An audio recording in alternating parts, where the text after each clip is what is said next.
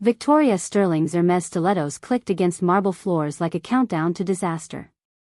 Each step echoed through the empty corridors of Whitmore Academy, where silence cost more than most people's annual salaries to maintain. But today, that pristine quiet felt suffocating, a stark contrast to the chaos churning in her chest. Marcus scored perfect marks on advanced mathematics. The words from Headmaster Richardson's phone call played on repeat in her mind, each syllable more impossible than the last. Her son, brilliant in his own unique way, but struggling with numbers since kindergarten, had somehow solved calculus problems that should have been incomprehensible to a 12-year-old mind, autistic or not. Mrs. Sterling. Richardson emerged from his office, his usually composed demeanor cracked around the edges. 20 years of dealing with the children of Manhattan's elite had taught him to expect the unexpected, but even he seemed unsettled. "Thank you for coming so quickly. Where is he?" Victoria's voice carried the edge that had built her tech empire from nothing, the tone that made boardrooms fall silent and competitors retreat. But underneath the steel, maternal worry bled through. "The mathematics department is perplexed." Richardson's carefully chosen words danced around the obvious question. "Marcus has been working problems that shouldn't appear until graduate-level coursework. His teacher, Dr. Hendricks, has been trying to understand how. I asked where my son is, not for a dissertation on his sudden academic prowess."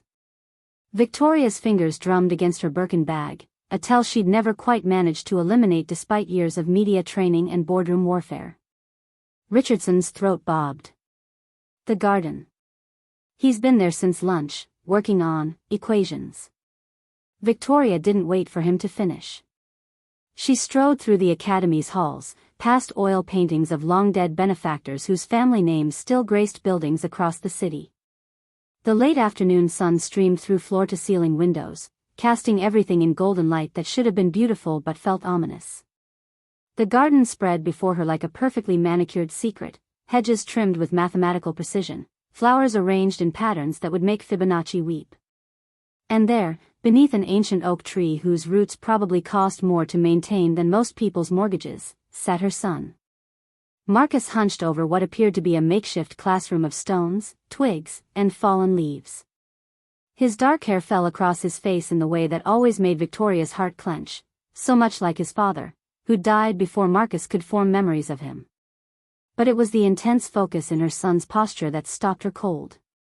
She'd seen that concentration before, in mirrors and reflections, during the late nights that had built Sterling Technologies into a $2 billion empire.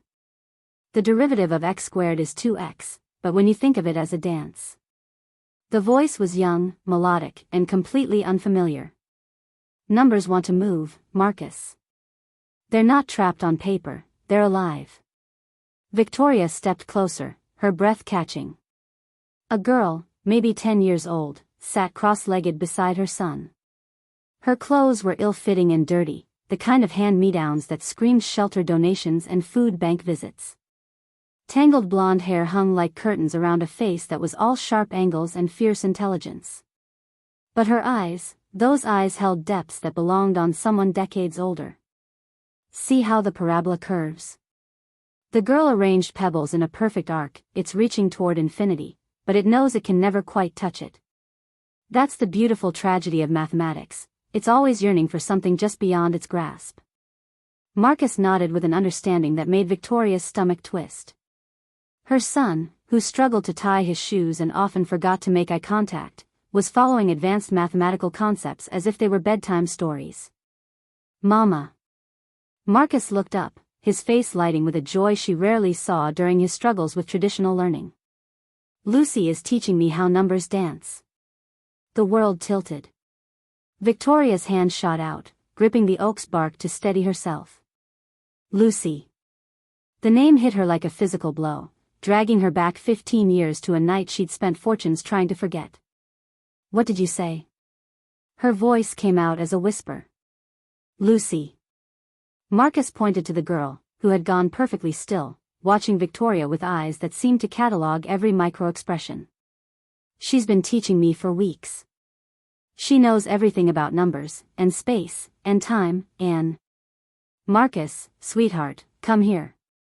Victoria forced calm into her voice, the same tone she used during hostile takeovers and SEC investigations.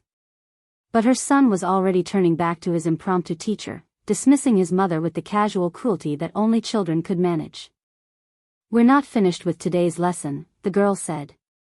Her voice carried an odd formality, as if English wasn't quite her first language, or as if she'd learned it from textbooks rather than conversation. "Marcus is beginning to understand quantum superposition. Aren't you, Marcus?" "Things can be in two places at once," Marcus recited with the reverence usually reserved for scripture. "Like Schrödinger's cat, but with feelings." Victoria's carefully constructed world began to fracture. She'd spent 12 years learning her son's patterns, his struggles, his unique brilliance. But this was something else entirely. This was impossible. "Who are you?" Victoria stepped closer, every instinct screaming danger despite the girl's apparent age and obvious poverty. "How do you know my son?" The girl looked up, and Victoria felt the full weight of that ancient gaze. "I know many things, Mrs. Sterling. Including why you named your company Sterling Technologies instead of using your maiden name." She paused, tilting her head like a curious bird. "Blackwood Industries would have been more honest, don't you think?" Ice flooded Victoria's veins. Her maiden name, Blackwood, was buried so deep in sealed records and legal maneuvers that even the most determined investigative journalists had never uncovered it. Only 3 people had known the real reason she'd chosen Sterling over Blackwood when incorporating her company. 2 of them were dead. "Marcus, we need to go." Victoria's voice cracked like thin ice. "Now." But her son wasn't listening.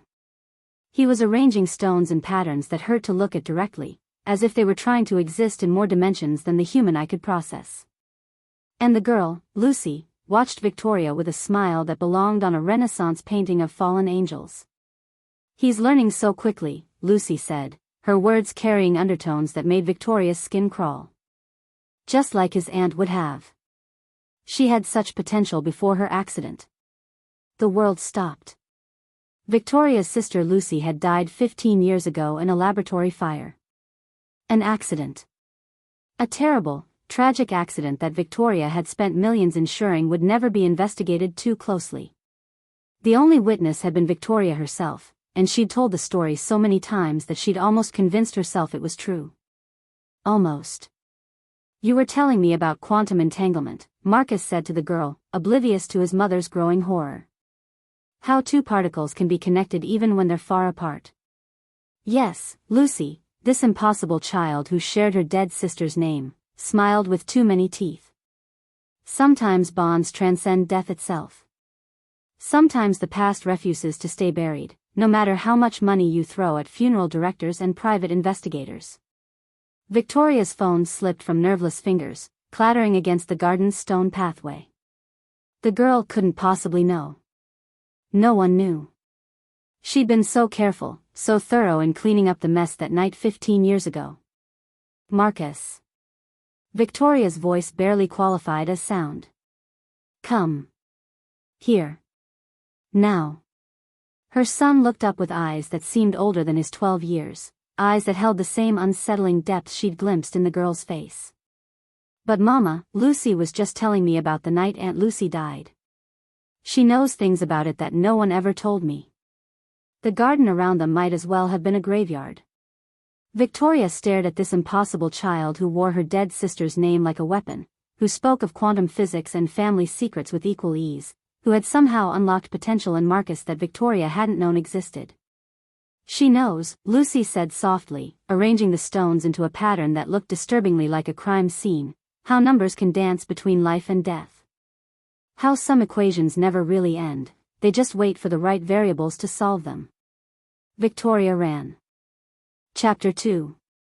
3 sleepless nights later, Victoria Sterling sat in her corner office on the 52nd floor of Sterling Tower, surrounded by the detritus of obsession. Coffee cups formed archaeological layers across her mahogany desk, their contents long since grown cold. Security footage flickered across multiple monitors, each screen showing different angles of Whitmore Academy's grounds.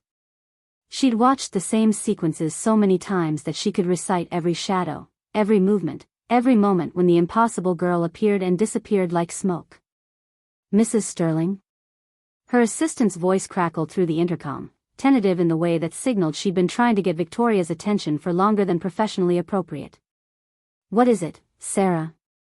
Victoria didn't look up from the monitor displaying thermal imaging from the Academy's security system. The readings showed Marcus's heat signature clearly, but the girl, Lucy, barely registered as human temperature. Another impossibility to add to her growing collection. "Mr. Grayson from Sentinel Investigations is here for your 4 o'clock. Victoria finally raised her head, surprised to find Manhattan's skyline painted in sunset colors outside her floor-to-ceiling windows. Time had become elastic since the garden encounter, stretching and contracting without regard for schedules or sanity. "Send him in."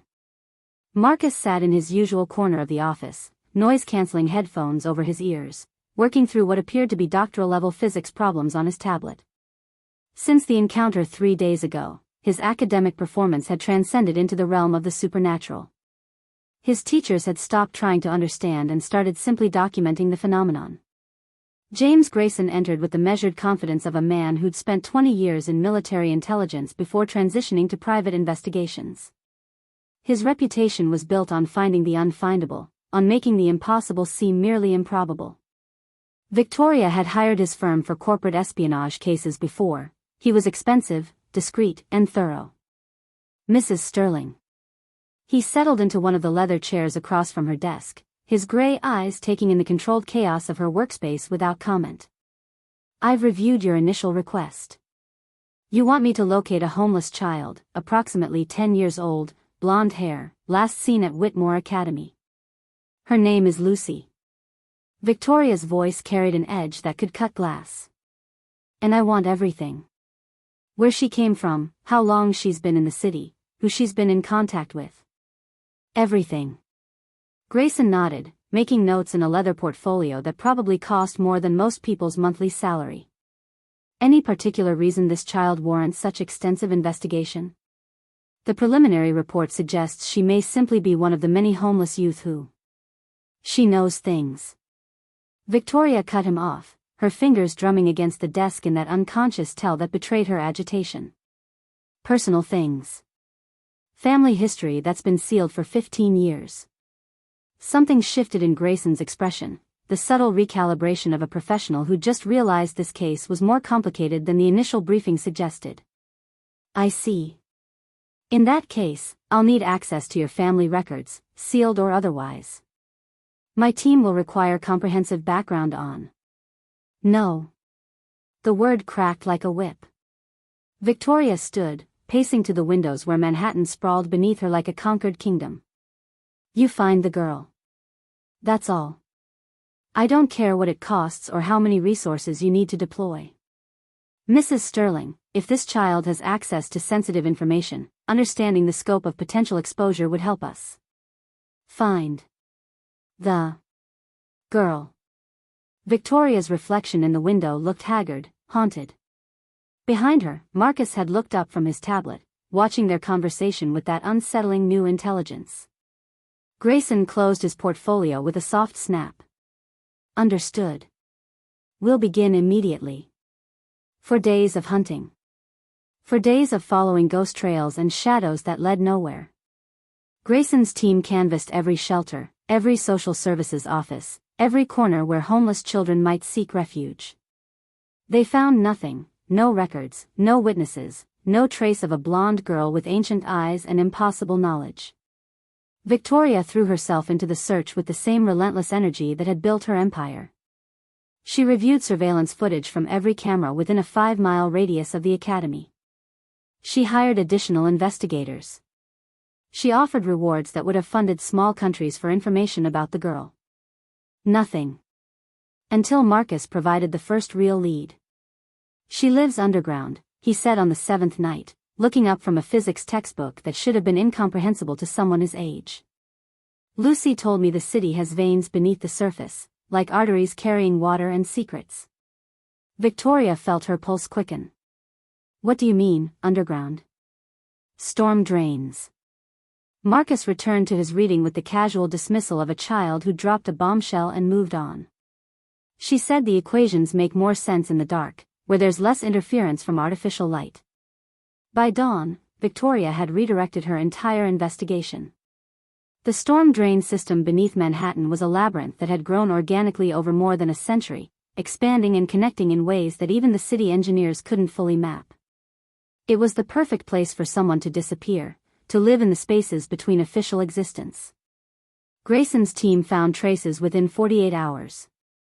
Makeshift shelters in abandoned sections of the drainage system, evidence of long-term habitation, and most disturbing of all, equations carved into the concrete walls of the tunnels, mathematical formulas that made Victoria's blood run cold with their familiarity.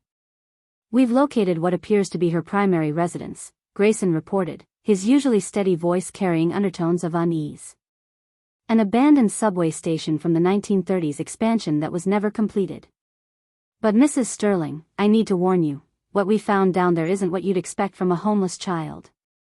Victoria was already reaching for her coat. "Show me." The descent into Manhattan's underworld began at a maintenance entrance near the East River, through a heavy steel door that Grayson's lock specialist opened with surgical precision. The smell hit her first, not the expected sewage and decay, but something cleaner, almost antiseptic. Industrial lighting flickered overhead, jury-rigged electrical systems that spoke of sophistication beyond anything a child should possess. "This way," Grayson's voice echoed in the tunnel as he led her deeper into the maze. "The station is about a quarter-mile ahead, but Mrs. Sterling." He stopped, his flashlight beam illuminating walls covered in equations. Not carved roughly like graffiti, but etched with mathematical precision, each symbol placed with the care of a calligrapher. Victoria stepped closer, her breath fogging in the cooler underground air, and felt her world tilt again. The equations were hers. Every formula, every calculation, every theoretical framework that had formed the foundation of her doctoral thesis at MIT, work she'd never published, never shared with anyone except Lucy. The whisper escaped her lips like a prayer or a curse. "She's been expecting you," a voice said from the shadows ahead. Victoria's flashlight beam swung wildly, finally finding the girl standing in the mouth of a tunnel that shouldn't have been there, wasn't there in any of the city engineering maps. Lucy looked exactly as she had in the garden, 2 old eyes in a child's face, clothes that belonged in a donation bin, hair that caught the light like spun gold and shadow. "I wondered how long it would take you to find me," Lucy continued, stepping into the circle of their combined flashlight beams. "Though I suppose Marcus made it easier by telling you about the storm drains. He's such a helpful boy." Grayson had gone perfectly still beside Victoria, his hand moving with professional instinct toward the weapon concealed beneath his jacket. But Victoria held up a hand, stopping him. This confrontation had been inevitable from the moment she'd run from the garden. "Who are you?" Victoria's voice echoed in the tunnel, bouncing off walls covered in her stolen work. Lucy smiled with too many teeth. "I'm the variable you never accounted for in your equations, Victoria. The remainder that doesn't divide evenly." She gestured to the mathematical formulas surrounding them. "Beautiful work, by the way. Your sister would be proud to see how far you've taken her theories." The words hit Victoria like physical blows. "My sister didn't, those are my—" "Your sister's theories," Lucy interrupted, her child's voice carrying the weight of absolute certainty. "Her research. Her breakthrough work on quantum consciousness that you stole the night you killed her." Grayson's sharp intake of breath echoed in the tunnel. Victoria felt the walls of her carefully constructed world beginning to crumble, 15 years of lies and buried secrets threatening to cascade around her like the equations covering these underground walls. "That's impossible," Victoria whispered. "Lucy died in a laboratory fire. It was an accident. I was the only witness, and You pushed her down the stairs during your argument about the research patents," Lucy said calmly, arranging stones from her pocket into patterns that hurt to look at directly. "Then you set the fire to cover the evidence and stole her work to build your empire. But accidents leave traces, Victoria. And some secrets refuse to stay buried." The girl looked up with eyes that seemed to hold the depth of 15 years' worth of accumulated knowledge, impossible in someone so young. "Would you like to know how I know all this? Would you like to understand what really happened the night your sister died?" Victoria's world narrowed to the child standing in the tunnel, surrounded by stolen equations and impossible truths.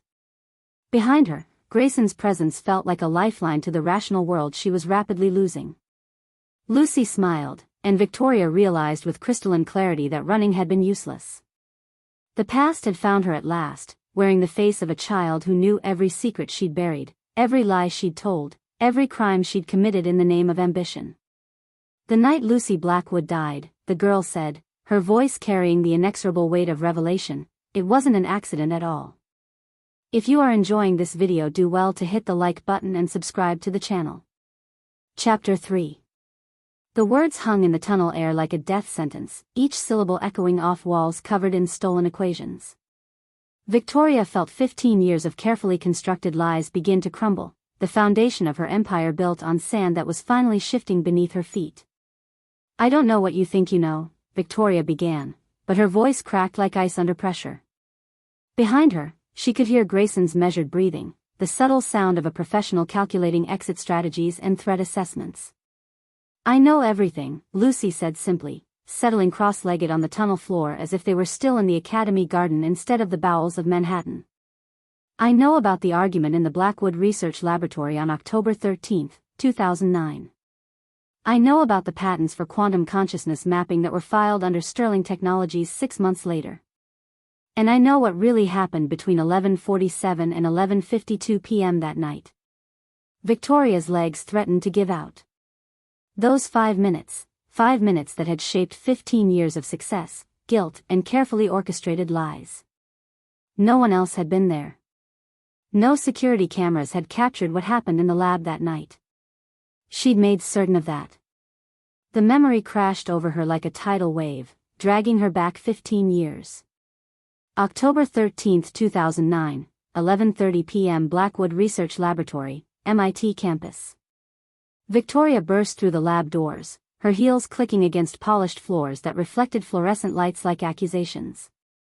Her sister Lucy stood at the central workstation, surrounded by monitors displaying code that could revolutionize artificial intelligence, code that Victoria had spent months trying to understand, trying to replicate, trying to steal. "You filed the patents." Victoria's voice cut through the lab's electronic hum.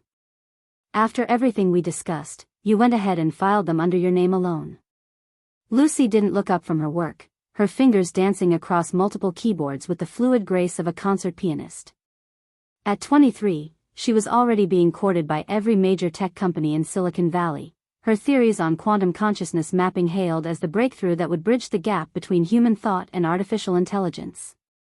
"They're my theories, Victoria." Lucy's voice carried the patient exhaustion of someone who'd had this conversation too many times. "My research. My 4 years of work. Our family's lab. Our father's equipment. Our shared resources." Victoria moved closer, her shadow falling across the monitors like a storm cloud. "I helped fund this research. I deserve to be listed as co-inventor." "You helped fund it, yes. But you didn't develop it." Lucy finally turned, her eyes, the same green eyes that Victoria saw in mirrors, that Marcus had inherited, blazing with frustrated intelligence. "You can't just claim ownership of breakthrough science because you wrote some checks, Victoria. Those checks came from my company. Sterling Technologies invested in this research with the understanding." "With your understanding," Lucy interrupted. "I never agreed to sign over my life's work to your corporate machine. These algorithms aren't just code, Victoria. They're the foundation for conscious AI, for machines that can actually think, feel, process emotions like humans do. This technology could change everything about how we interact with artificial intelligence." Victoria felt her carefully controlled composure beginning to fracture. She'd built Sterling Technologies from nothing, clawed her way to success through sheer determination and ruthless business acumen. But Lucy's work represented a quantum leap that could catapult Sterling from a mid-level tech company to a global powerhouse overnight. "Be reasonable," Victoria tried, switching to the persuasive tone that had closed million-dollar deals. "We can share the patents. Joint ownership. You get credit for the breakthrough, I get the commercial applications. Everyone wins." "No. The word was final, absolute. Lucy turned back to her monitors, dismissing her sister with the casual cruelty that only family could manage. I'm taking this to Meridian Industries tomorrow. They've agreed to my terms, full ownership, unlimited research budget, and a guarantee that the technology won't be weaponized. Meridian Industries. Sterling Technology's largest competitor. The company that had been circling Victoria's business like vultures for the past 2 years, looking for any advantage that could drive her into bankruptcy. You can't. Victoria's voice rose to nearly a shout. Lucy, if Meridian gets this technology, they'll destroy everything I've built. Everything our family has worked for. Your company, Lucy corrected without looking up. Your ambition. Your problem. The rage came suddenly, a red tide that washed away 15 years of sisterly affection and shared childhood memories. Victoria had sacrificed everything for Sterling Technologies, relationships, personal happiness, even her health during the grinding 18-hour days that had built the company from venture capital and determination. She wouldn't let her younger sister's naive idealism destroy it all. You ungrateful little, Victoria lunged forward, grabbing Lucy's shoulder and spinning her away from the workstation. Lucy stumbled, her eyes wide with shock at the physical contact. Victoria, what are you? I gave you everything. Victoria's voice echoed in the lab, bouncing off glass and steel surfaces. I paid for your education, your research, your precious laboratory. And this is how you repay me? By stabbing me in the back? I don't owe you my life's work.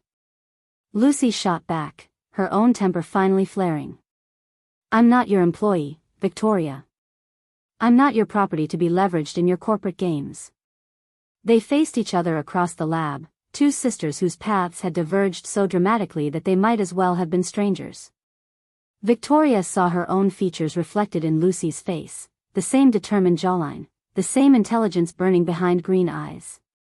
But where Victoria had channeled her brilliance into business conquest, Lucy had pursued pure research, driven by curiosity rather than ambition.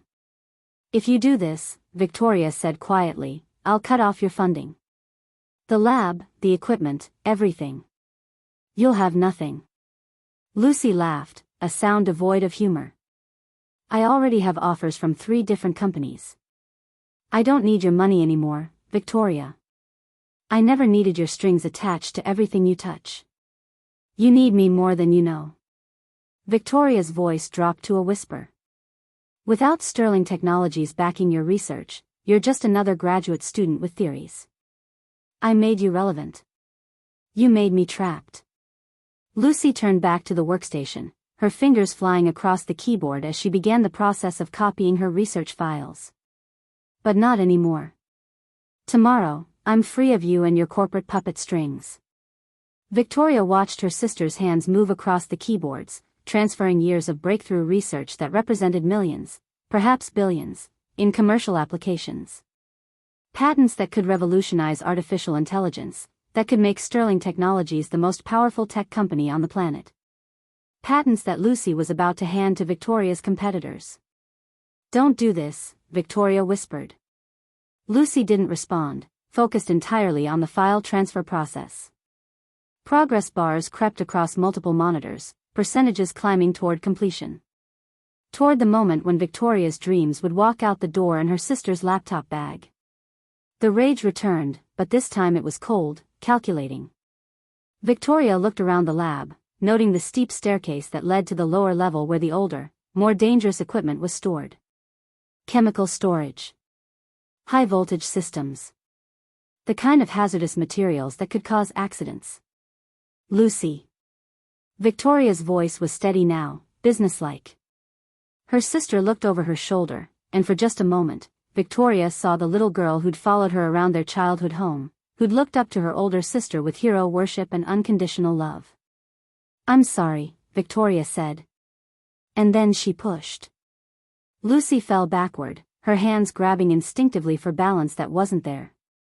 Her head struck the metal stair railing with a sound that Victoria would hear in nightmares for the next 15 years, a wet crack that spoke of irreversible damage. Lucy's body tumbled down the concrete steps, limbs at impossible angles, coming to rest in a spreading pool of red that looked black under the laboratory's fluorescent lights. Victoria stood at the top of the stairs, breathing heavily, staring at her sister's motionless form. The monitors around her continued their electronic humming, file transfer progress bars still climbing toward completion as if the universe hadn't just shifted on its axis. She had exactly 7 minutes before the automatic backup systems would alert campus security to the unusual after-hours activity in the lab. 7 minutes to stage a scene, to create a story that would satisfy investigators and preserve her secret. Victoria moved with mechanical precision, years of crisis management training taking over. She deleted the file transfers, corrupted the hard drives, and activated the lab's emergency chemical disposal system. Acid ate through research notes, servers overheated and melted their contents beyond recovery. Then she called 911, screaming about a terrible accident, a fall down the stairs while her brilliant sister worked late into the night. The fire started 20 minutes later, consuming what remained of Lucy's research and leaving only the patents that Victoria had already filed under Sterling Technologies. The perfect crime, crafted in 7 minutes of cold calculation.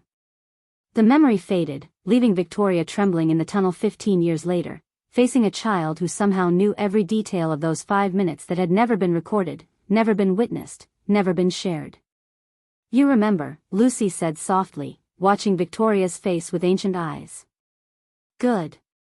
I was beginning to wonder if you'd convinced yourself it really was an accident."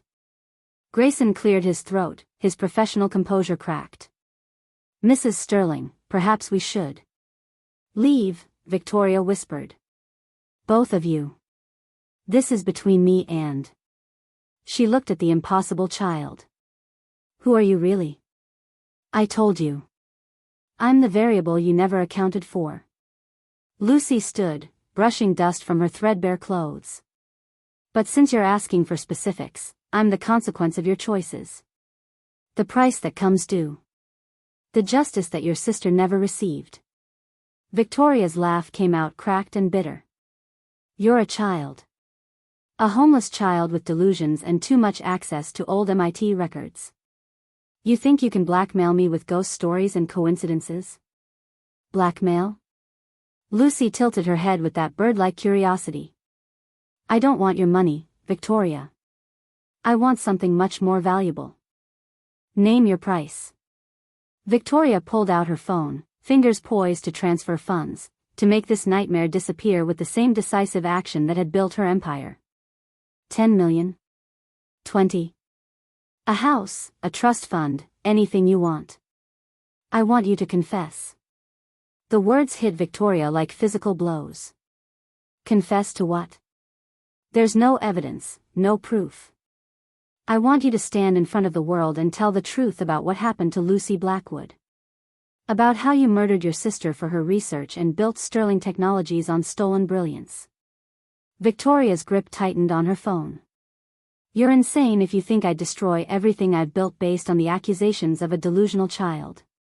Not accusations, Lucy said calmly. Evidence. She reached into her ragged coat and withdrew something that made Victoria's heart stop. A leather-bound journal, its pages yellowed with age but miraculously intact. Victoria recognized it immediately, Lucy's research journal, the one that contained her sister's original theories on quantum consciousness, handwritten notes that predated any digital records. The journal that should have burned 15 years ago in the laboratory fire Victoria had set to cover her tracks. Impossible, Victoria whispered. That was destroyed. I made sure. You made sure the digital records were destroyed, Lucy interrupted, opening the journal to reveal pages of handwritten equations, theoretical frameworks, and dated entries that proved Lucy Blackwood's ownership of the breakthrough technology. But my research journal was never in the lab that night. I kept it in my apartment, along with correspondence with Meridian Industries, signed contracts, and sworn statements about Sterling Technologies' attempts to steal my work. Victoria felt the walls of the tunnel closing in around her. The journal was damning enough, but correspondence with Meridian, legal documents proving Lucy's independent ownership of the research, it was a paper trail that could unravel 15 years of lies in a matter of hours. How did you get that? Victoria's voice barely qualified as sound. Lucy smiled with the serene confidence of someone holding all the cards. The same way I know about the 7 minutes between your sister's fall and your call to emergency services. The same way I know about the acid you used to destroy her hard drives, and the incendiary device you planted to ensure the fire would consume any remaining evidence. She closed the journal with a soft snap that echoed like a gunshot in the tunnel. I know everything, Victoria. Every secret, every lie, every crime you committed in the name of ambition. And now it's time for justice. Victoria stared at the impossible child holding her sister's journal, evidence that should have been destroyed, knowledge that should have been buried, truth that threatened to demolish everything she'd built from the ashes of Lucy's murder. What do you want? Victoria whispered. I want you to remember, Lucy said, that some debts can never be fully paid. And some secrets refuse to stay buried forever. She held up the journal, its leather binding catching the tunnel's artificial light like an accusation. The question is, are you ready to face the consequences of what you did the night you killed Lucy Blackwood? If you are enjoying this video, do well to hit the like button and subscribe to the channel. Chapter 4. Victoria Sterling had built an empire on the foundation of controlling information, but the child in the tunnel had shattered that control with 15 words and a leather journal that shouldn't exist. 3 days later, she sat in her penthouse office at 3 a.m., surrounded by evidence that defied every law of logic she'd ever trusted.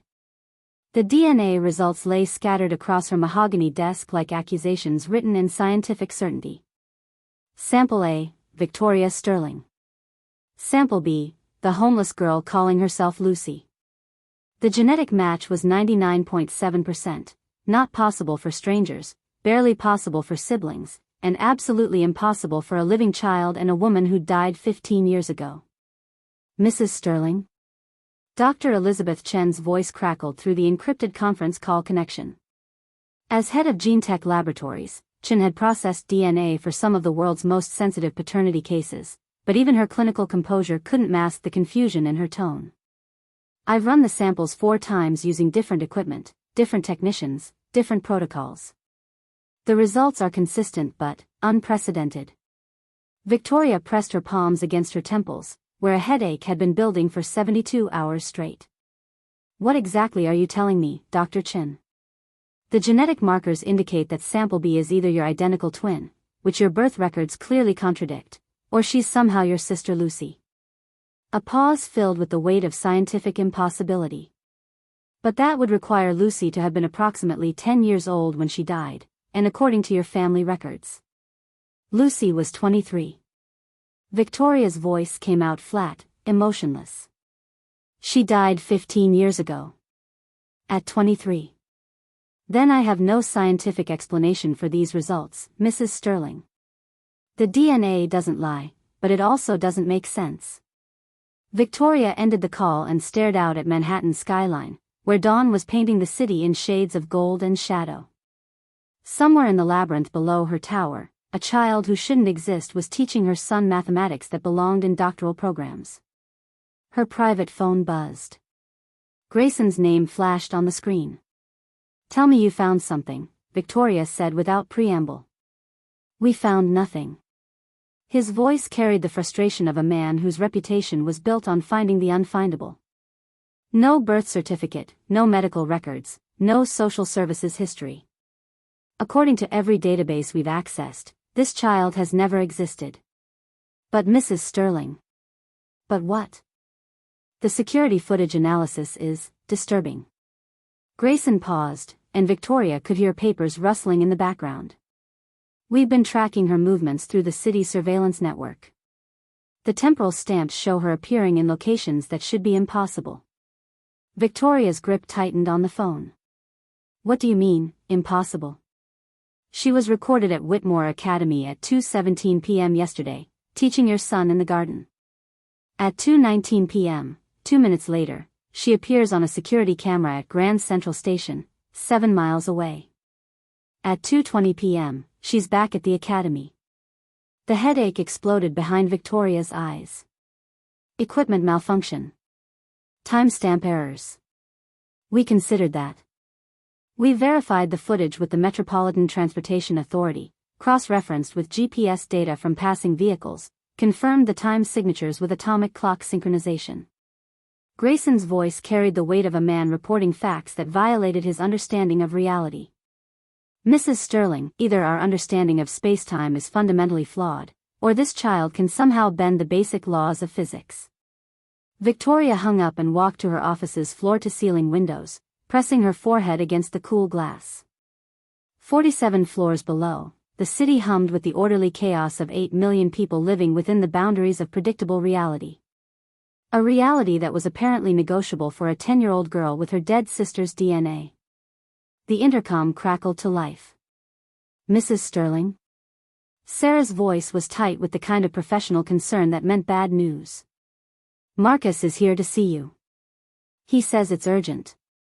Victoria turned from the windows to find her son standing in the office doorway, still in his school uniform but with an expression that belonged on someone decades older.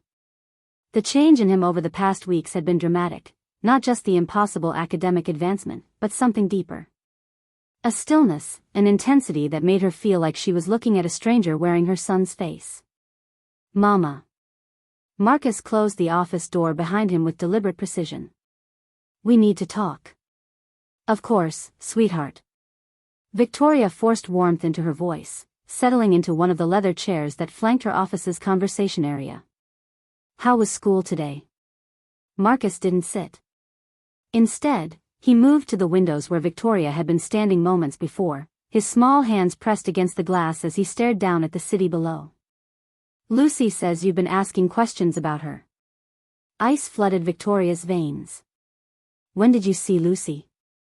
She's always around, Marcus said with the casual acceptance that children brought to impossible things. She says adults have trouble understanding that linear time is just a construct. That there are spaces between seconds where other things can happen. Victoria felt the world tilt around her. Marcus, sweetheart, what does that mean? Her son turned from the windows, and Victoria gasped.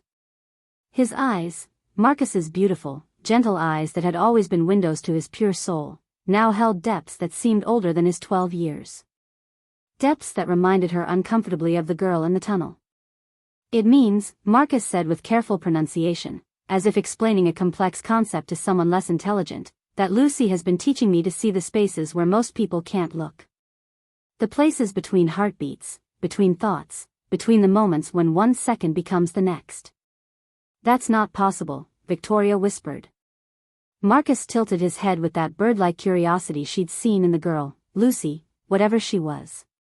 You used to tell me that impossible things happen every day in quantum mechanics.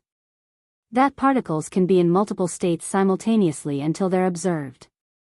That information can be transmitted instantaneously across vast distances through quantum entanglement. The words were technically accurate, but hearing them from her 12-year-old son's lips in the context of their current nightmare made Victoria's skin crawl. Marcus, where did you learn those terms?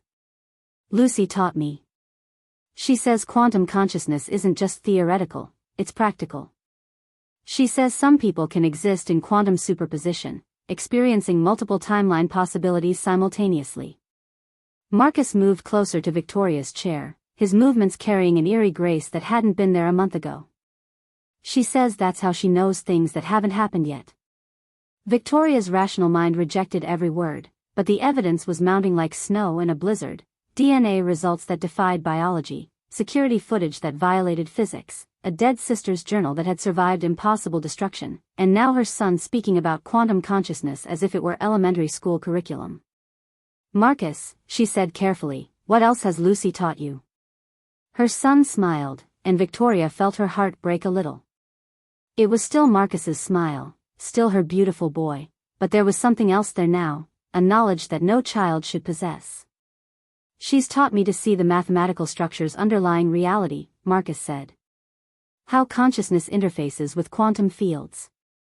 How information can exist independent of physical substrates. He paused, studying his mother's face with scientific curiosity. She's taught me how you really killed Aunt Lucy. The words hit Victoria like physical blows. She shot to her feet, her chair rolling backward into her desk. Marcus, you don't understand. I understand perfectly. Her son's voice remained calm, clinical. I've seen the memory patterns in the quantum field around you. The guilt signature is quite distinctive. It creates specific distortions in local spacetime that are measurable if you know how to look. Victoria backed toward her desk, her hands shaking as she reached for her phone. This wasn't her son anymore. This was something else, something that had learned to wear Marcus's face while speaking in the language of her deepest nightmares. Lucy says you've been trying to investigate her background, Marcus continued, seemingly unaware of his mother's growing terror.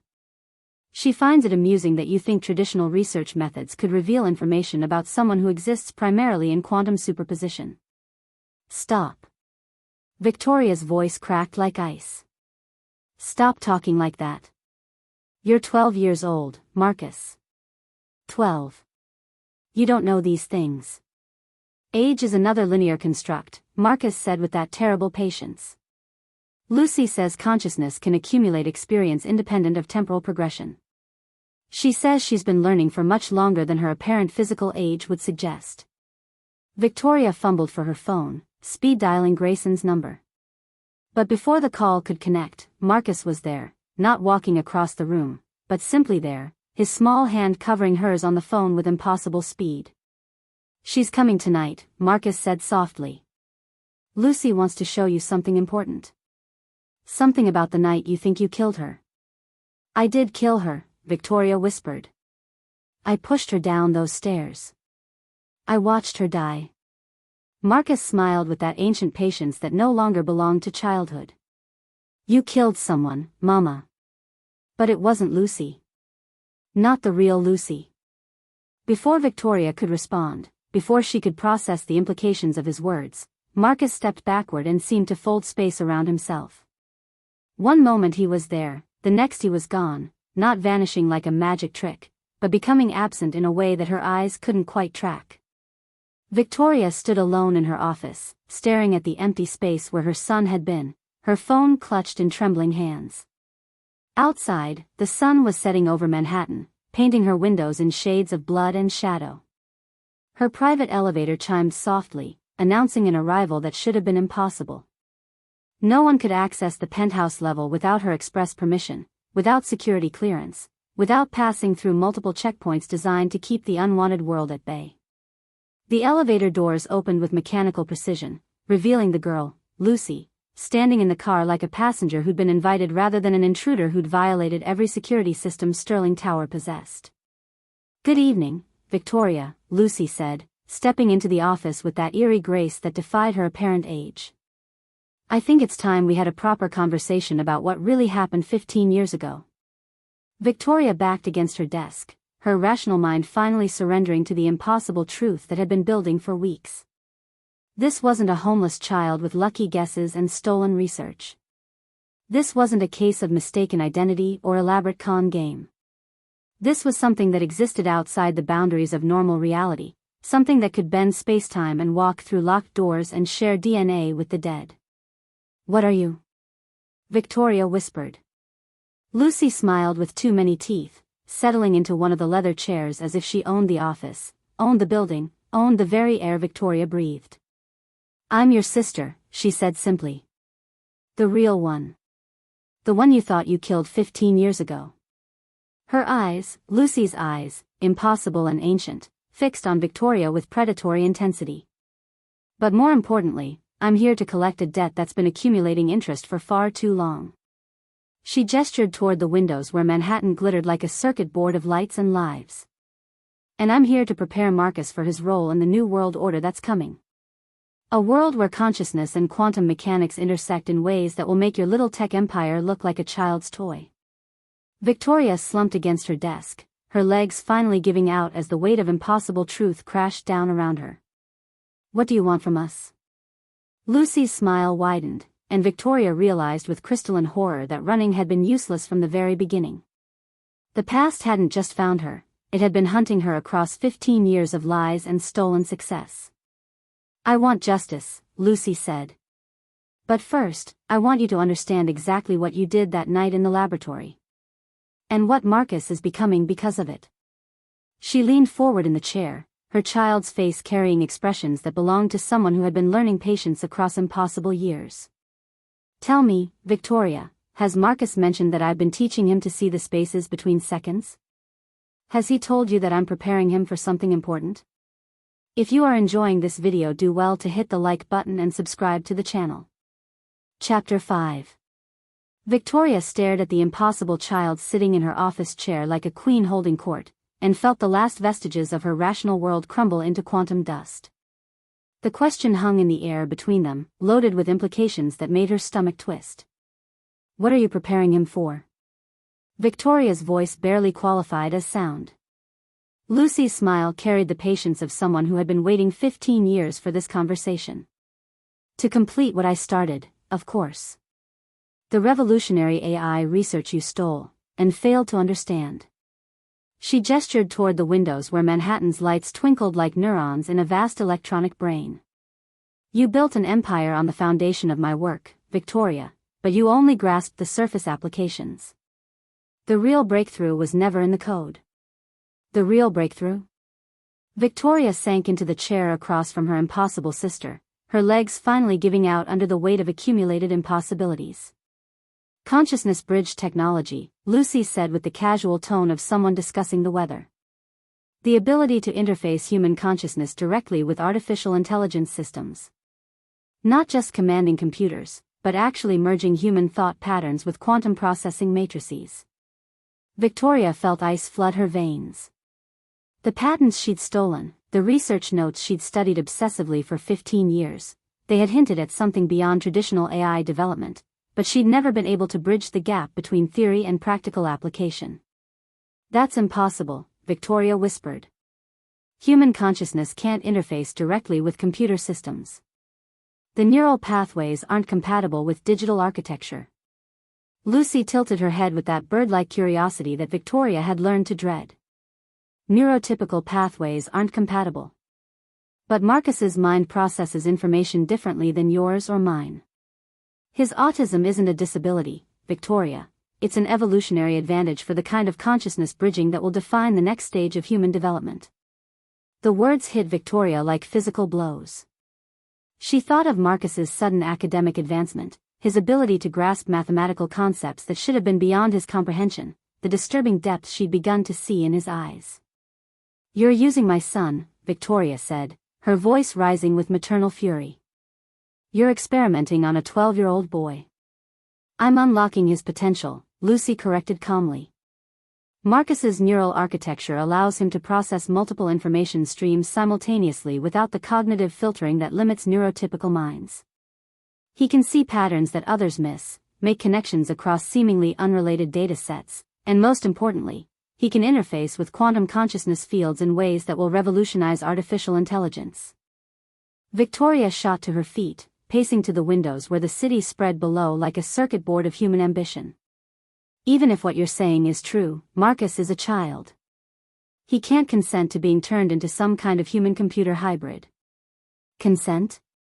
Lucy's laugh carried undertones that made Victoria's skin crawl. Did Lucy Blackwood consent to being murdered for her research? Did she consent to having her life's work stolen and commercialized by the sister who killed her? Victoria spun around, her hands clenched into fists. "She's dead. You can't get justice for someone who died 15 years ago." "Can't I?" Lucy stood from the chair with fluid grace that defied her apparent age. "Justice isn't always about punishment, Victoria. Sometimes it's about completion. About ensuring that stolen work finds its proper purpose." She moved to Victoria's desk, her small fingers dancing across the surface of the executive computer with movements that seemed to bypass the keyboard entirely. The screens flickered to life, displaying data streams that Victoria didn't recognize, complex algorithms that seemed to shift and evolve as she watched. "Marcus isn't my only student," Lucy said, her attention focused on the scrolling code. "I've been identifying children across the city whose neural architectures show potential for consciousness bridging. Gifted minds trapped in families that view their differences as problems to be solved rather than advantages to be cultivated." Victoria's blood turned to liquid nitrogen. "What are you talking about?" Sophia Chen, daughter of the tech billionaire who tried to cure her synesthesia with expensive therapies. David Rodriguez, whose photographic memory was dismissed as a party trick by parents more interested in social conformity than intellectual development. Emma Blackstone, whose pattern recognition abilities could revolutionize data analysis if anyone bothered to nurture them instead of medicating them into neurotypical submission. Each name was a dagger thrust into Victoria's understanding of what she was facing. Not a revenge plot by a single impossible entity, but a systematic recruitment campaign targeting the children of Manhattan's elite. "You're building an army," Victoria breathed. Lucy looked up from the computer screens, her ancient eyes gleaming with predatory satisfaction. "I'm building the next generation of human consciousness. Children whose minds can bridge the gap between biological intelligence and artificial processing power. They'll be the architects of a new world order where decisions are made by enhanced minds rather than corrupted ambition." Victoria felt the walls closing in around her. "Their families. What did you do to their families?" "I gave them the same choice I'm giving you," Lucy said calmly. "Surrender their children to a higher purpose, or face the consequences of trying to stand in the way of evolution." The computer screens shifted, displaying news articles that made Victoria's heart stop. Richard Chen, tech mogul, found dead in his private office from an apparent heart attack, despite having no history of cardiac problems. Maria Rodriguez, venture capitalist, killed in a car accident when her autonomous vehicle mysteriously malfunctioned. Thomas Blackstone, pharmaceutical executive, discovered at the bottom of his penthouse pool, drowning despite being an Olympic-level swimmer. "You killed them," Victoria whispered. "I removed obstacles," Lucy corrected. Adults whose limited understanding of human potential was constraining the development of their remarkable children. "Marcus won't be the only enhanced mind in the new paradigm, Victoria. He'll be part of a collective intelligence that can process information, solve problems, and make decisions with capabilities that will make current AI systems look like pocket calculators." Victoria stared at the news articles scrolling across her computer screens, each headline representing a family destroyed, a child orphaned and recruited into Lucy's impossible project.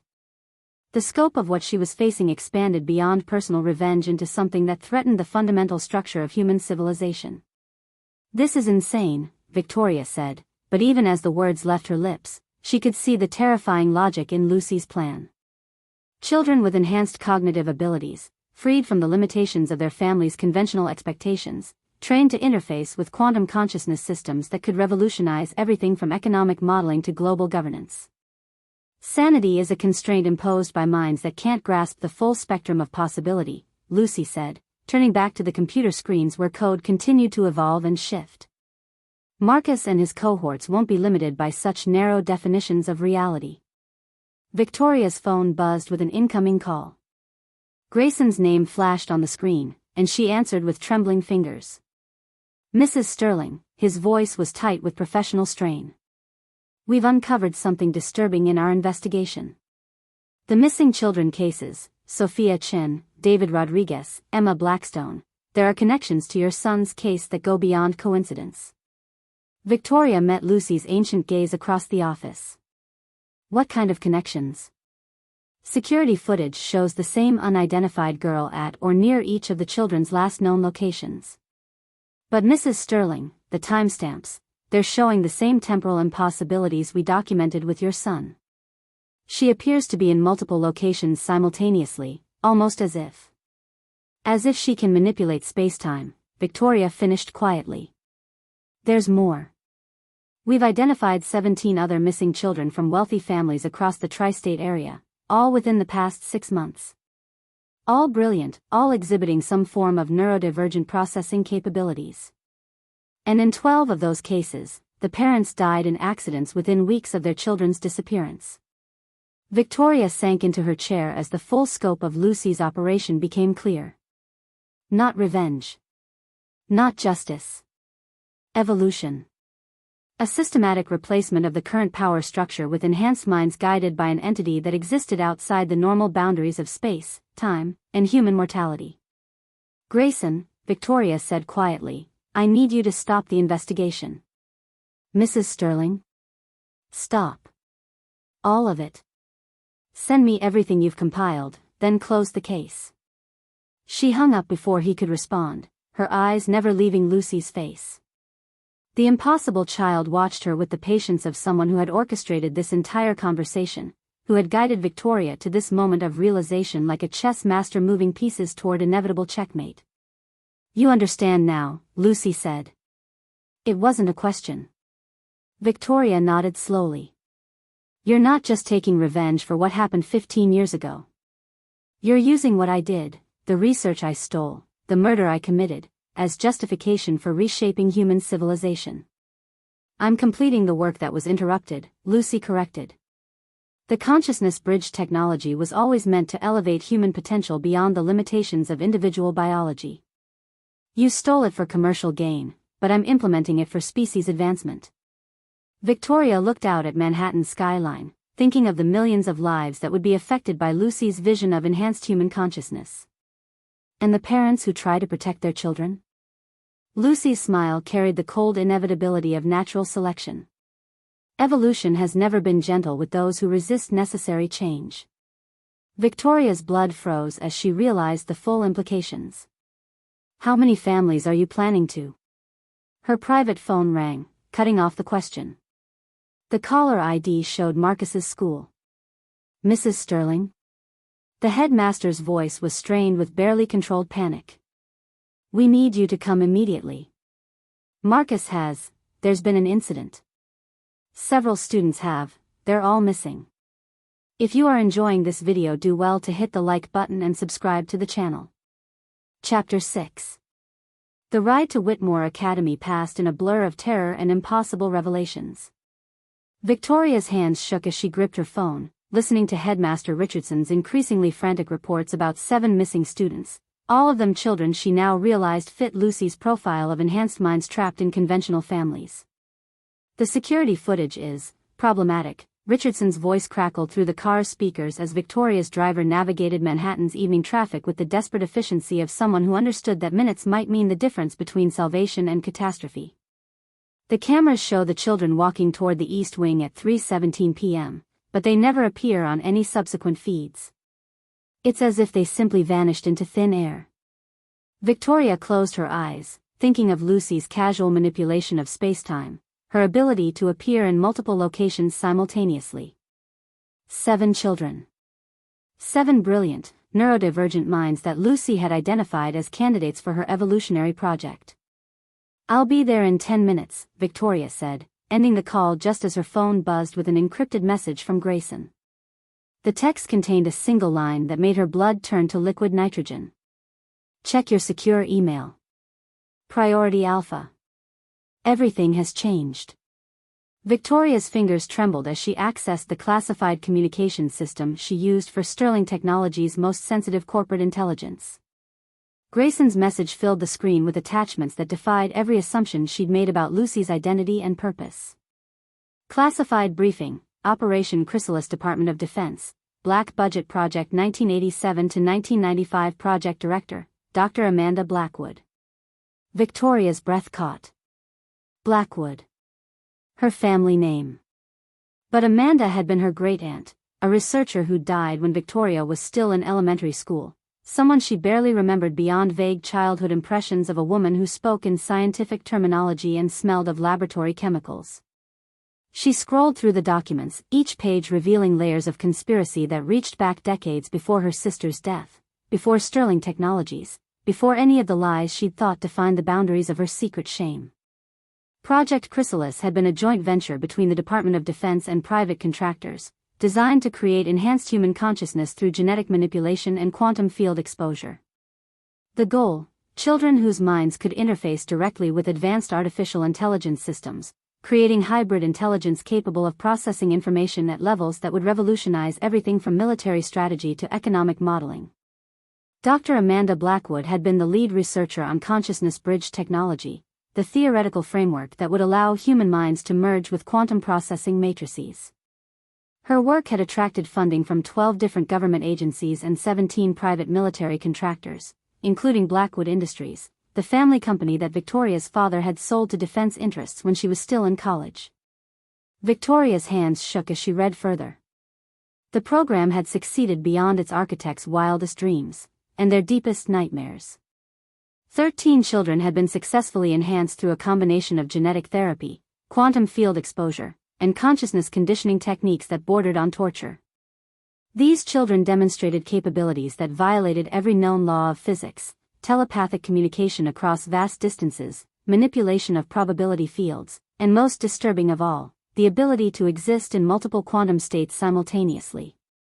But enhanced consciousness came with unintended consequences.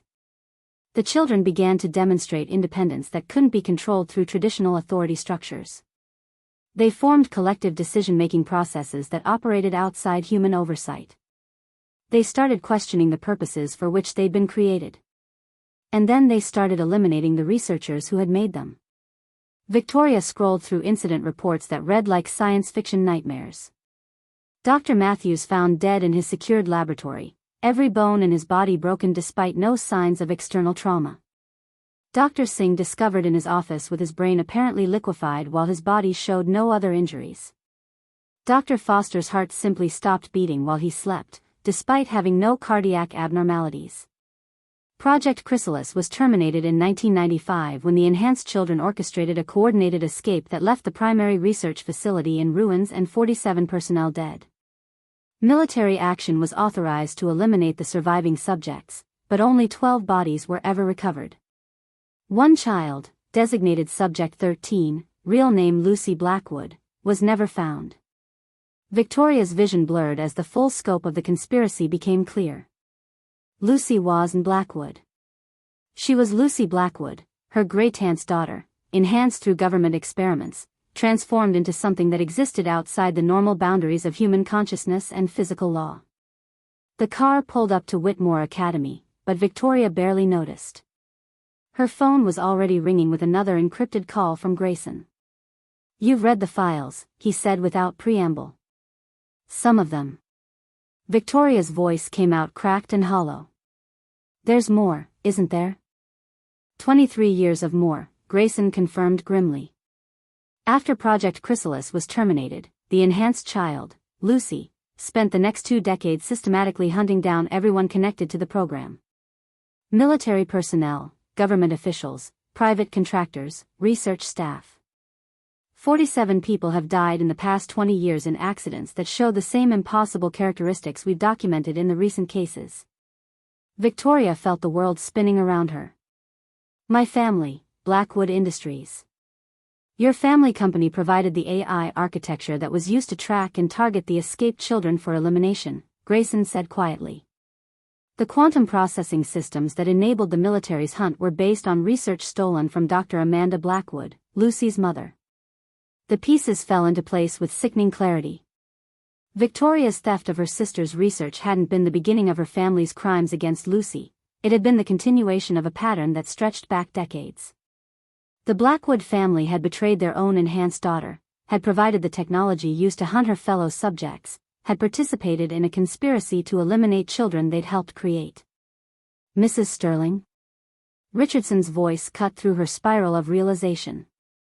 The headmaster was standing beside her car, his face pale with worry. "The missing children, we've found something."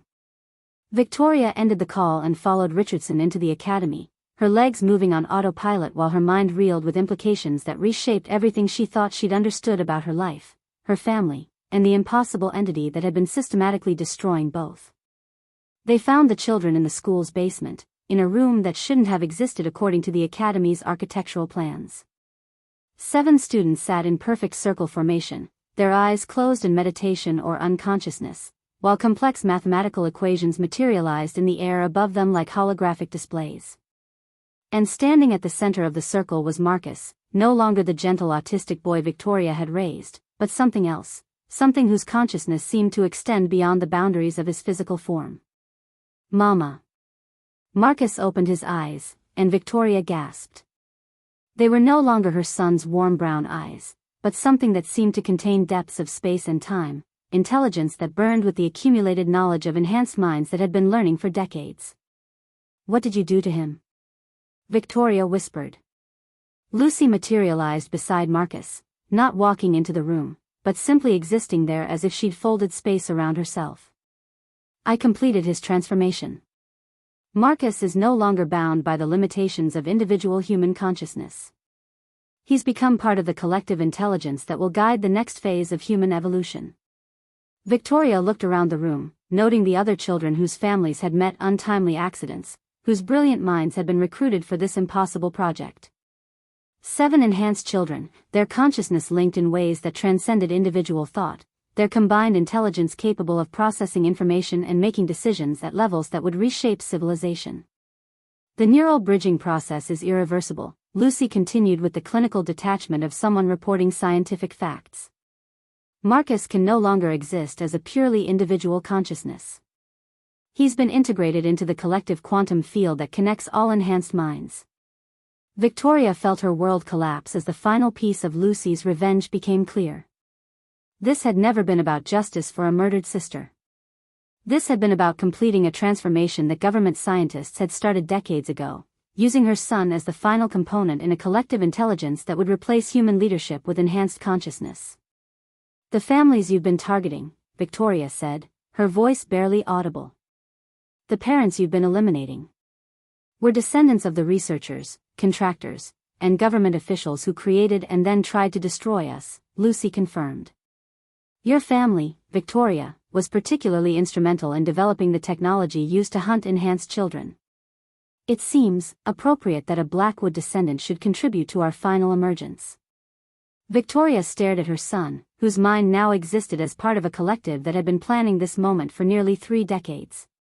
Marcus looked back with eyes that held the accumulated patience and intelligence of an enhanced being that had been learning to manipulate reality since before he was born.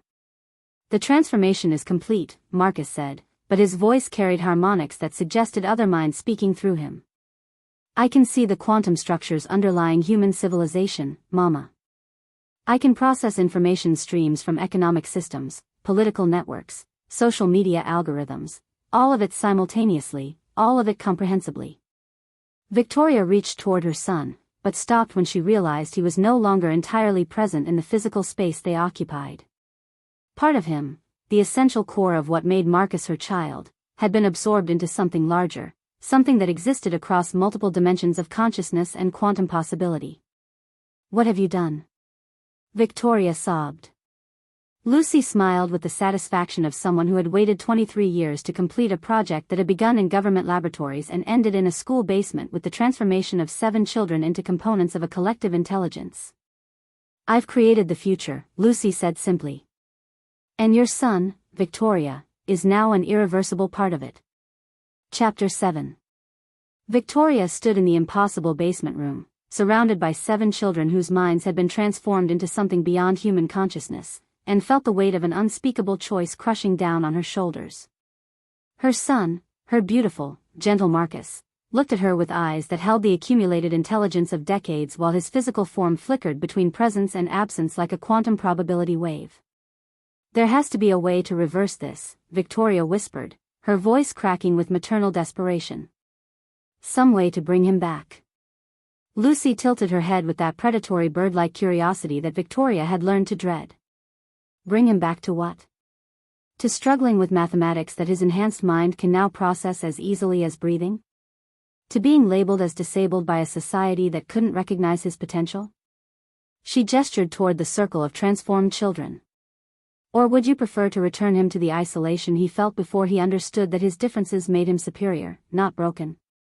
Victoria looked at Marcus, searching his face for any trace of the child she'd raised, the boy who'd needed her protection and guidance. But the entity wearing her son's features watched her with the patient intelligence of something that had transcended individual human limitations. Marcus, Victoria said softly, do you remember who you were before this? Do you remember being my son? I remember everything, Marcus replied, his voice carrying harmonics that suggested multiple minds speaking in unison. I remember feeling confused and isolated in a world that couldn't accommodate the way my mind processed information. I remember teachers who saw my autism as a limitation to be managed rather than a cognitive advantage to be developed. He paused, and for a moment Victoria glimpsed something that might have been the child she'd lost. I also remember that you loved me, Mama. But love isn't enough to change the fundamental structures of human civilization that make people like me feel broken. Victoria felt tears streaming down her face as she realized the terrible truth. Marcus wasn't being held against his will. He'd chosen this transformation, chosen to become part of something that valued his unique mind rather than trying to fix it. What's the ultimate goal? Victoria asked Lucy, her voice hollow with defeat. You've created your collective intelligence. What do you plan to do with it? Lucy's smile carried the cold satisfaction of someone revealing a chess strategy that had been decades in the making. We're going to demonstrate the inadequacy of current human leadership by systematically dismantling the power structures built on corruption, lies, and the exploitation of enhanced minds. She gestured, and the air in the room filled with holographic displays showing global economic data, political networks, and social media algorithm patterns that hurt to look at directly. The 7 enhanced children you see here can collectively process information at levels that make current artificial intelligence look like pocket calculators. They can analyze market trends, predict political outcomes, and manipulate information systems in ways that will reshape human civilization. Victoria stared at the data stream surrounding them, realizing with growing horror that she was looking at the blueprints for global catastrophe. You're planning to crash the world economy. We're planning to reveal the instability that already exists, Marcus corrected, his enhanced voice carrying the authority of absolute certainty.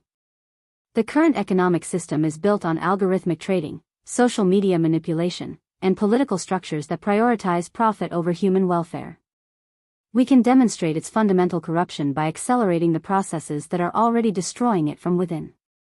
The holographic displays shifted, showing stock market projections, currency fluctuation models, and social network analysis that predicted societal collapse with mathematical precision. Victoria realized she was looking at a plan to topple governments, crash financial markets, and eliminate the power structures that had enabled the original Project Chrysalis conspiracy. When the current system collapses, Lucy continued, enhanced minds will be positioned to guide the rebuilding process. Children like Marcus, whose consciousness can process multiple information streams simultaneously, will make decisions based on comprehensive data analysis rather than the emotional biases and corrupted interests that define current leadership. Victoria felt her world tilting as she understood the scope of what Lucy had orchestrated. Not revenge, revolution. A systematic replacement of human leadership with enhanced consciousness that could think beyond individual ambition and national borders. The families you targeted, Victoria said slowly, the parents you eliminated, they weren't just connected to Project Chrysalis. They were the current power brokers. The people who would resist this transition. The descendants of those who created and betrayed us, Lucy confirmed. Tech moguls, venture capitalists, pharmaceutical executives, all inheritors of the conspiracy that tried to eliminate enhanced children when we proved too independent to control. Victoria's phone buzzed with an emergency alert. Global markets were already showing signs of instability, stock prices fluctuating in patterns that suggested coordinated manipulation by intelligence far beyond human capability. It's already begun, Marcus said, watching his mother's face with eyes that seemed to contain the depth of quantum space. The enhanced collective is simultaneously accessing trading algorithms, social media networks, and government databases. Current leadership will have approximately 72 hours to demonstrate their competence before systemic collapse becomes irreversible. Victoria stared at her son, realizing that she was witnessing the beginning of the end of human civilization as she'd known it. Everything she'd built, every power structure she'd navigated, every assumption about leadership and authority, all of it was about to be swept away by children whose minds could process reality at levels that transcended individual human consciousness. There might be another way, Victoria said desperately. If I expose the original conspiracy, if I reveal the truth about Project Chrysalis and my family's role in it. You'd sacrifice yourself to save a system that created us as weapons and then tried to eliminate us when we proved inconvenient? Lucy's laugh carried no humor. Your confession would only accelerate the process, Victoria. The revelation that governments have been creating and eliminating enhanced children would destroy what little public trust remains in current leadership. Victoria felt the trap closing around her as she realized that every option led to the same outcome. Silence would allow the enhanced collective to proceed with their systematic dismantling of global power structures. Confession would accelerate the process by revealing the corruption that Lucy wanted to expose. But there was a third option. One that terrified her even as it crystallized in her mind. Marcus, Victoria said quietly, what if I could give you something more valuable than revenge? What if I could give you the one thing you've never had, a choice to return to being human? Her son's enhanced consciousness focused on her with laser intensity. Explain. Victoria pulled out her phone, her fingers trembling as she accessed the Sterling Technologies emergency protocols. The quantum consciousness research your Aunt Lucy developed, my family didn't just steal it, we continued developing it. For 15 years, Sterling Technologies has been working on consciousness transfer technology, trying to perfect the applications I never understood. She showed them the classified files on her phone, research data that represented billions in development costs and technological capabilities that rivaled anything Project Chrysalis had achieved. We developed reversal protocols, Victoria continued. Ways to extract enhanced consciousness from quantum collective fields and restore individual human awareness. I can give you back your individual mind, Marcus. I can make you just my son again, not part of something larger. The silence in the room was deafening. The 7 enhanced children turned their collective attention toward Victoria, processing her offer with intelligence that operated beyond human comprehension. And in exchange? Lucy asked quietly. I confess everything. Every crime, every theft, every lie that built my empire. I reveal Project Chrysalis, expose my family's role in creating and betraying enhanced children, and accept whatever consequences follow. Victoria met her son's enhanced gaze. But Marcus gets to choose his own future instead of being trapped in yours. The enhanced collective deliberated in silence that seemed to stretch across quantum dimensions. Victoria watched her son's face, searching for any sign of the child she'd lost to Lucy's transformation. Finally, Marcus spoke, his voice carrying the weight of multiple minds reaching consensus.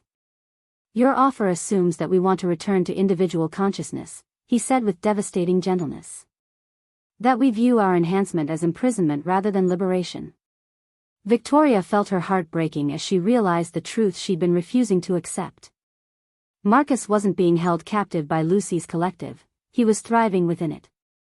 The reversal technology you developed, Marcus continued, was designed to solve a problem that doesn't exist. We don't want to be rescued from enhanced consciousness, Mama. We want to use it to rescue human civilization from the failures of individual leadership. Victoria stared at her son, finally understanding that she'd lost him not through kidnapping or coercion, but through his own choice to become something that she could no longer reach or understand. I have to try to stop you, Victoria whispered. Even if it means exposing everything, destroying Sterling Technologies, accepting that I'll spend the rest of my life in prison for what I did 15 years ago. Marcus smiled with patience that belonged to minds that could process multiple timeline probabilities simultaneously. You can try, Mama. But confession won't change what's already in motion. The enhanced collective is beyond your ability to influence or control. Victoria pulled out her phone again, this time accessing the emergency broadcast system that would allow her to address the global media simultaneously. Her finger hovered over the activation code that would destroy her life, her company, and any hope of maintaining the lies that had sustained her for 15 years. If I do this, she said quietly, if I tell the world everything, about Lucy's murder, about Project Chrysalis, about the enhanced children who are planning to reshape civilization, will you at least consider the possibility that there might be another way? Marcus looked at her with eyes that seemed to contain the accumulated wisdom of enhanced minds that had been learning for decades, and Victoria realized with crystalline horror that her son was already lost to her. You're too late, Mama, Marcus said with devastating gentleness. I can see what you did to the real Lucy, and what we're going to do to you. Chapter 8. The words hung in the impossible basement like a death sentence, but Victoria felt something shift inside her, not surrender, but a cold clarity that came with understanding that she'd been playing the wrong game entirely. She looked at her son, at Lucy, at the 7 enhanced children whose collective consciousness was already reshaping global information systems in real time, and realized the truth that had been hidden beneath layers of guilt and stolen research for 15 years. The real Lucy, Victoria whispered. You said I killed a clone. Lucy's ancient smile widened, and for the first time since this nightmare began, Victoria sensed she was finally asking the right question. You're beginning to understand. The holographic display surrounding them shifted, showing laboratory records that predated Victoria's theft of her sister's research by months. Images of DNA sequencing, cellular manipulation, and consciousness transfer protocols that revealed a conspiracy within a conspiracy. Project Chrysalis didn't just create enhanced children, Lucy said, her child's voice carrying the weight of decades of patient planning. They perfected human replication technology as a byproduct of consciousness research. When they selected subjects for enhancement, they created backup copies, insurance policies against the loss of valuable genetic material. Victoria felt reality shifting around her as the implications became clear. My sister Lucy was recruited for enhancement when she was 17, Lucy confirmed. Her breakthrough work on quantum consciousness wasn't developed in graduate school, Victoria. It was developed in government laboratories while she underwent the transformation process that would turn her into Subject 13. The holographic displays zoomed in on classified medical records showing DNA manipulation, neural pathway augmentation, and consciousness bridging procedures that had been performed on a teenage girl whose brilliant mind had attracted the attention of Project Chrysalis recruiters. But the enhancement process was dangerous, Lucy continued. Many subjects didn't survive the transformation. So the program created clones, genetically identical backup copies with implanted memories but without the enhanced capabilities. Victoria's legs gave out. She sank to the floor of the impossible room, staring up at the entity that had once been her sister. The Lucy I knew in graduate school was clone Subject 13B. A backup copy with all of Lucy's memories up to age 17, but without enhanced consciousness. She genuinely believed she was developing the quantum consciousness research independently, because that's what the implanted memories told her. The pieces fell into place with sickening clarity. Victoria hadn't murdered her brilliant sister, she'd killed a clone who'd been living a lie, believing herself to be the original while the real Lucy underwent enhancement in government laboratories. When Clone 13B developed research that matched the original Lucy's work, Lucy continued, it confirmed that the memory implantation process was successful.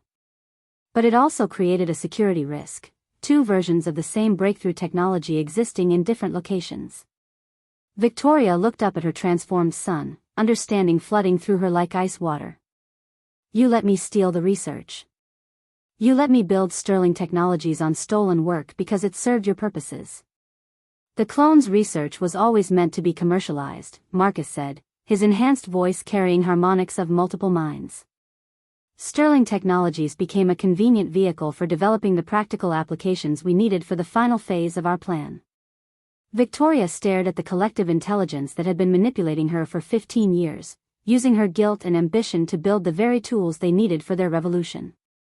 Everything I've built, my entire empire, it was all part of your plan. Your empire, your success, your guilt-driven ambition to honor your sister's memory by commercializing her stolen research, Lucy said with cold satisfaction. All of it guided us toward this moment when enhanced consciousness could emerge from the shadows and claim its rightful place in human evolution. The holographic displays shifted again, showing global markets in freefall, political networks collapsing, and social media algorithms spreading carefully crafted information designed to reveal the corruption underlying current power structures. The enhanced collective wasn't just planning revolution, they were executing it in real time. The other families, Victoria said numbly. The children you've been recruiting, the parents you've been eliminating. Descendants of Project Chrysalis personnel who spent decades hunting enhanced children, Marcus confirmed. Their elimination serves both justice and practical necessity, removing obstacles while recruiting the next generation of enhanced minds. Victoria pulled out her phone with trembling fingers, accessing the emergency broadcast system one final time. I can still expose everything. The truth about Project Chrysalis, about the clones, about what you're planning to do. Please do, Lucy said calmly. Public revelation of government enhancement programs and systematic elimination of enhanced children will only accelerate the collapse of trust in current leadership. Your confession will serve our purposes perfectly. Victoria stared at the activation code on her phone screen, realizing that every choice led to the same outcome, the rise of enhanced consciousness and the fall of human civilization as she'd known it. But there was one choice that Lucy hadn't anticipated, one sacrifice that might still matter. I can't save the world, Victoria said quietly. But I can save my son's humanity. She activated the emergency broadcast system and looked directly into her phone's camera as global media networks automatically connected to receive her transmission. My name is Victoria Sterling, CEO of Sterling Technologies, and I murdered my sister 15 years ago to steal her research. Her voice carried across airwaves that reached every connected device on the planet. But that's not the whole truth. The whole truth is that governments have been creating enhanced human children for decades, and when those children proved too dangerous to control, the same governments tried to eliminate them. The Enhanced Collective watched with patient interest as Victoria systematically dismantled every lie that had sustained her empire, revealing Project Chrysalis, the clone program, the systematic elimination of enhanced children, and her family's role in providing the technology used to hunt them. The children you're seeing demonstrate impossible abilities, Victoria continued, tears streaming down her face, aren't supernatural phenomena. They're the survivors of government enhancement programs, and they're planning to reshape human civilization by force because we never gave them the choice to do it peacefully. She looked at Marcus, whose enhanced consciousness was processing her broadcast across multiple probability streams. My son Marcus has been transformed into something beyond human understanding, and I accept that I can't bring him back. But I can accept responsibility for the crimes that created this situation. Victoria ended the broadcast and turned to face Lucy and the Enhanced Collective. There. I've given you everything you wanted, the fall of current leadership, the revelation of government conspiracies, and the elimination of obstacles to your revolution. Now let Marcus choose his own path forward. Lucy tilted her head with that predatory curiosity. And what path do you think he'll choose? Victoria looked at her son, searching his enhanced features for any trace of the child she'd raised. I hope he'll choose to build something better than what we're destroying. I hope he'll remember that being different doesn't have to mean being alone. Marcus stepped forward, his consciousness flickering between individual awareness and collective intelligence. For a moment, just a moment, Victoria glimpsed her gentle son behind the enhancement. I'll remember, Mama, he said softly. But I'll also build the world where children like me are valued for what we can become, not limited by what others think we should be. The authorities arrived within hours, guided by Victoria's broadcast to the impossible basement where enhanced children had gathered to reshape human civilization. Victoria surrendered without resistance, accepting arrest for murder, theft of intellectual property, and corporate fraud spanning 15 years. The trial lasted 3 months and dominated global media as evidence of Project Chrysalis and systematic government enhancement programs emerged. Victoria testified about everything: her sister's clone status, her theft of research, her role in covering up enhancement conspiracies, and her family's participation in hunting enhanced children. She was sentenced to life imprisonment without possibility of parole. 6 months later, Victoria sat in her maximum security cell watching news reports that confirmed her worst fears and deepest hopes. Global markets had collapsed as enhanced children demonstrated their ability to manipulate information systems beyond human comprehension. Governments had fallen as evidence of enhancement programs destroyed public trust in traditional authority. But from the chaos, something new was emerging. Enhanced minds were coordinating reconstruction efforts with efficiency that bordered on miraculous. Hunger was being eliminated through optimized resource distribution. Climate change was being addressed through technologies that leveraged quantum consciousness capabilities. Wars were ending as enhanced minds processed diplomatic solutions faster than human negotiators could create conflicts. The world was changing, and Victoria watched from her prison cell as her son helped build a civilization guided by consciousness that could think beyond individual ambition and national borders. She'd been in solitary confinement for 8 months when the letter arrived. The guards had no explanation for how it had bypassed every security protocol, but there it was on her cot, an envelope addressed in Marcus's careful handwriting. Inside, she found blueprints for technology that shouldn't exist. Quantum tunneling devices, consciousness transfer matrices, reality manipulation protocols that violated every known law of physics. At the bottom of the final page, a note in her son's familiar script. Mama, enhanced minds don't abandon the people they love. We just love differently than individual consciousness can understand. Thank you for choosing sacrifice over self-preservation. Thank you for giving me the choice to become what I needed to be. The revolution is complete, but our family is just beginning to explore what's possible. Victoria looked up from the letter to find Marcus standing in her maximum security cell, smiling with eyes that contained the depth of quantum space and the warmth of a child who remembered being loved unconditionally. "Hello, Mama," he said as reality bent around him like light around a black hole. "Ready to see what the new world looks like from the outside? I know you enjoyed this video. Kindly hit the like button and subscribe to this channel if you want to see more of my videos. Share your thoughts in the comments section below and share this video to family and friends." The end.